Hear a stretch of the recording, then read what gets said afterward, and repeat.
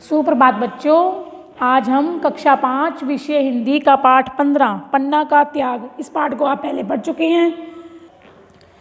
आज हम इसका अभ्यास कार्य करेंगे। तो सबसे पहले है शब्दार्थ। ये शब्दार्थ और उच्चारण के लिए शब्द आपको कॉपी पे करने होते हैं और इनको याद भी करना है। तो आइए शब्दार्थ करते हैं। मर्दानी, मर्दानी कौन होता है? मर्दों जैसा काम करने वाली। दृष्टि, नजर। पातकी, पापी। स्वेच्छा, स्वेच्छा यानी स्व इच्छा, अपनी इच्छा।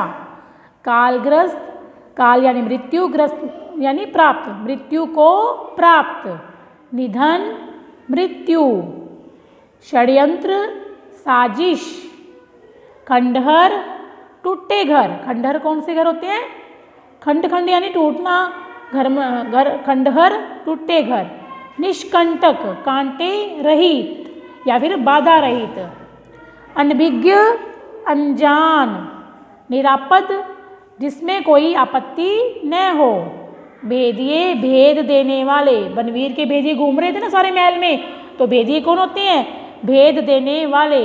बारी, सफाई कर्मी। कौन था सफाई कर्मी? कीरत नाम का एक बारी था, है ना, जो जूठी पतले उठाकर महल से बाहर ले जाता था। शयन कक्ष, सोने का कमरा, यानी कि जहाँ हम सोते हैं रात को।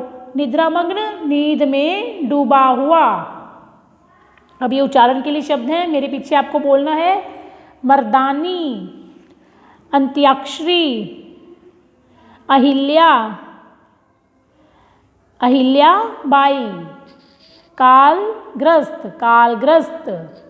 संग्राम सिंह, संग्राम सिंह। षड्यंत्र, कर्मचारियों, कर्मचारियों, कर्मचारियों। दुर्भाग्यपूर्ण, महादुष्ट। नवरात्र, निष्कंटक, अट्टहास। क्षत्रियत्व, क्षत्रियत्व। अब आगे सोचिए और बताएं, पाठ में किन किन शक्तिशाली महिलाओं के नाम आए हैं? तो किन किन के नाम आए हैं ये देखिए पीछे। झांसी की रानी लक्ष्मीबाई, रानी दुर्गावती, बेगम चांद बीबी, अहिल्याबाई और इसके अलावा पन्ना धाये। किन किन के नाम आए हैं? झांसी की रानी लक्ष्मीबाई, रानी दुर्गावती, बेगम चांद बीबी, अहिल्याबाई, इन सब के नाम आए हैं।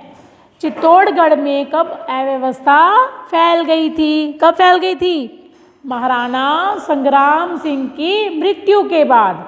जब महाराणा संग्राम सिंह की मृत्यु हो गई तब चित्तौड़गढ़ में अव्यवस्था फैल गई। उदय सिंह को महल में छिपाने से कोई लाभ नहीं था। क्यों? क्यों नहीं था उदय सिंह को महल में छिपाने से लाभ? क्योंकि बनवीर के भेदिए चारों ओर घूम रहे थे, क्योंकि महल में कौन मौजूद थे? बनवीर के भेदिए। निम्नलिखित पंक्तियों में दिए गए खाली स्थानों की पूर्ति करें। उदय सिंह को नाच रंग में नहीं जाने दिया, इसीलिए वह रूठ कर कहाँ जाकर सो गया? रसोई घर में। क्या आएगा इसमें? रसोई, रसोई घर, रसोई घर में ही सो गया था। उदय सिंह पर पन्ना धाये क्या छाई हुई थी? क्या बनकर? ढाल बनकर। क्या आ जाएगा इसमें? ढाल बनकर। ढाल, ढाल बनकर, ढाल बनकर। सही उत्तर चुनकर क्रमाक्षर कोष्टक में लिखें। उदय सिंह की देखभाल कौन करती थी? कौन करती थी? पन्ना धाये। तो क्या आ जाएगा इसमें? क। पन्ना धाये का एकमात्र बेटा था। कौन था उसका बेटा? चंदन। ख। दासी पुत्र बनवीर क्या चाहता था? क्या चाहता था दासी पुत्र बनवीर?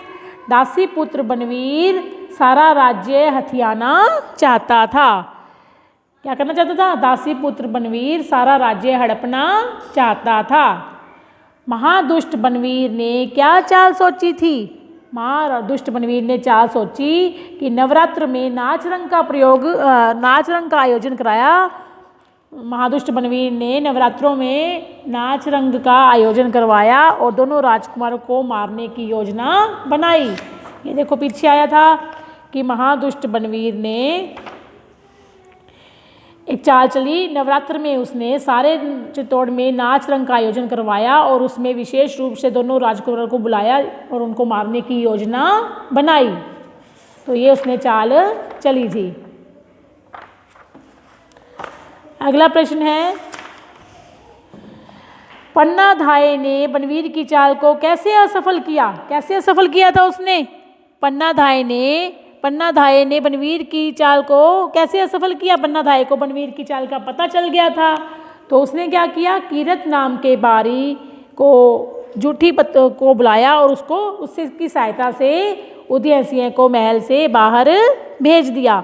तो उसने क्या किया? कीरत बारी की सहायता से उदय सिंह को महल से बाहर भेज दिया और उसके स्थान पर अपने पुत्र चंदन को सुला दिया। और बनवीर ने क्या किया? चंदन को उदय सिंह समझकर उसको मार दिया। इस प्रकार पन्नाधाय ने बनवीर की चाल को असफल किया। दोबारा देखें, पन्नाधाय को बनवीर की चाल का पता चल गया था।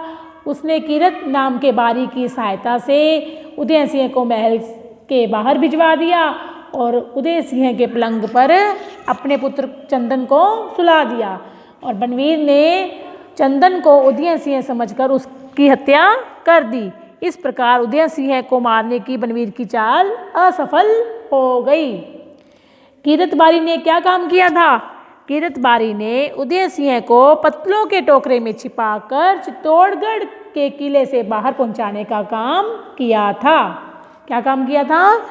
कीरत बारी ने उदय सिंह को पत्तलों के टोकरे में छिपाकर चित्तौड़गढ़ के महल से बाहर पहुंचाने का काम किया था। आगे देखिए, नीचे लिखे वाक्यों में दिए गए गहरे काले शब्दों को सम्मिलित करते हुए बहुवचन के वाक्य बनाएं। जैसे खिड़की खुली थी, खिड़कियां खुली थी। मोहन ने ताली बजाई, मोहन ने, अब कैसे लिखेंगे? मोहन ने तालियां, क्या लिखेंगे? तालियां, तालियां बजाई। खूबीलाल ने कहानी सुनी, खूबीलाल ने कहानियाँ। देखो बेटा, एक वचन में बड़ी की मात्रा है तो वो बहुवचन में क्या हो जाती है? छोटी की मात्रा बन जाती है। कहानियाँ सुनी। रन में रानी लड़ रही थी। अब क्या आएगा? रन में रानियाँ, क्या आ जाएगा? रानियाँ लड़ रही थी। दासी आ रही है, क्या आ जाएगा? दासी का दासियाँ, दासियाँ आ रही हैं, है की जगह हैं, दासियाँ आ रही हैं। अब आगे है, राधा ने पूरी कविता सुनाई। वाक्य में पूरी शब्द कविता की विशेषता बता रहा है कि कविता कितनी सुनाई? पूरी। आप भी पाठ में आए विशेषण वाले वाक्यों की सूची बनाएं। वाक्य में आए विशेषण शब्दों को छांट कर लिखें। कौन कौन से विशेषण आए हैं और कौन कौन से विशेषण वाले वाक्य आए हैं, तो आपने ये अपने आप करना है। जैसे एक दो वाक्य मैं बता रही हूँ।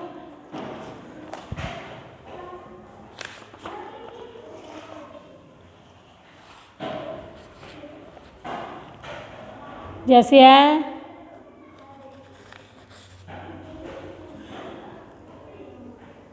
चित्तौड़गढ़ के महाराणा संग्राम सिंह की मृत्यु के बाद बड़ी अव्यवस्था फैल गई। बड़ी अव्यवस्था यानी अव्यवस्था कितनी फैल गई? बड़ी अव्यवस्था फैल गई। ऐसे ही आगे देखो, नवरात्र में उसने सारे चित्तौड़गढ़ में नाच रंग का आयोजन करवाया। कितने चित्तौड़गढ़ में? सारे चित्तौड़गढ़ में, सारे चित्तौड़गढ़ में। विशेष रूप से दोनों राजकुमारों को। अब दोनों राजकुमार, कितने राजकुमारों को? दोनों राजकुमारों को। तो इसमें भी कौन क्या है? विशेषण है। तो ऐसे ही आपने भी वाक्य छांट कर लिखने हैं और उसमें आए विशेषण को बस लिखना है। तो ये वाला प्रश्न जो है वो आप खुद करेंगे। अगला प्रश्न है, इन चिन्हों को पहचानो। पाठ में ये चिन्ह कहाँ आई हैं, इन्हें देखो और समझो। इन चिन्हों को क्या कहते हैं? इन चिन्हों को क्या कहते हैं? विराम चिन्ह। क्या कहते हैं? विराम चिन्ह। ये सब क्या है? विराम चिन्ह है। क्योंकि लिखते समय बीच बीच में रुकने के लिए जिन चिन्हों का प्रयोग किया जाता है उसे विराम चिन्ह कहते हैं। तो पाठ में ये चिन्ह है, देखो ये पहले, सबसे पहले ये छोटा सा ऐसे लगा हुआ है ऐसे, तो ये क्या है? अल्प विराम। ये क्या है? अल्प विराम। ये और ये पूर्ण विराम। जब कोई भी लाइन पूरी होती है तो उसके बाद जो चिन्ह लगता है उसे क्या कहते हैं? पूर्ण विराम। ये है प्रश्नवाचक चिन्ह। कौन सा चिन्ह है? प्रश्नवाचक चिन्ह है। जब भी कोई प्रश्न पूछा जाता है तो ये चिन्ह लगाया जाता है। और ये है विस्मयाबोधक चिन्ह। ऐसे एक डंडी, उसके नीचे बिंदी, ये है विस्मयाबोधक चिन्ह। तो पाठ में ये चिन्ह बहुत बार आए हैं। तो यहाँ यही देखो बेटा, ये देखो, यदि आप पन्नाधाय के स्थान पर होते तो उद्देश्य को कैसे बचाती है? प्रश्न पूछा जा रहा है तो यहाँ पे क्या आ गया? प्रश्नवाचक चिन्ह है। कल्पना करो कि पन्नाधाय ने अपने पुत्र का बलिदान नहीं किया होता तो क्या होता है? ये देखो, फिर से प्रश्न पूछा जा रहा है तो क्या आ गया? प्रश्नवाचक चिन्ह है। अब ये देखो नीचे, जो व्यक्ति शक्ति नहीं होते हुए भी मन से हार नहीं मानता है उसको दुनिया की कोई भी ताकत हरा नहीं सकती। तो ये थोड़ा सा रुकने के लिए अल्प विराम, अल्प विराम यानी थोड़ा सा रुकना, तो जिस चिन्ह का प्रयोग किया जाता है उसे अल्प विराम कहते हैं, है ना। तो ये बाद में देखो, ये देखो लाइन पूरी होगी तो कौन सा चिन्ह लग गया? पूर्ण विराम। कौन सा चिन्ह लग गया? पूर्ण विराम। और जब कोई आश्चर्यचकित होकर हम बात करते हैं, सरप्राइज्ड होते हैं, तब जो चिन्ह लगता है कौन सा होता है? विस्मयाबोधक चिन्ह। जैसे ये देखो, अरे, अब थोड़ा सा रुकना है तो अल्प विराम, नीच, पात की, तो इन दोनों में क्या लगा हुआ है? विस्मयाबोधक चिन्ह है। उसको कह रही है नीच, पात की, तो ये कौन सा चिन्ह आ गया? विस्मयाबोधक चिन्ह आ गया। तो इस प्रकार से ये पाठ आपका पूरा हुआ, इसका अभ्यास कार्य कंप्लीट हुआ। अब आपको ये कॉपी पे करना है, इसको समझना है। धन्यवाद।